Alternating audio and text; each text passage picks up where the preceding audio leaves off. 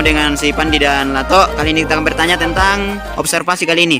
Menurut kalian, bagaimana perasaan kalian setelah melakukan praktek lapangan di Lembana ini? Oke, Pandi dulu. Lato. Bagus dan menyenangkan dan mendapatkan Pengalaman. Kita udah ketemu sama si Rahma dan si Cuang. Pertanyaannya adalah, bagaimana perasaan kalian setelah melakukan praktek lapangan kali ini? ya, Baik. Senang. Bahagia dan mendapatkan dan pengalaman. cemer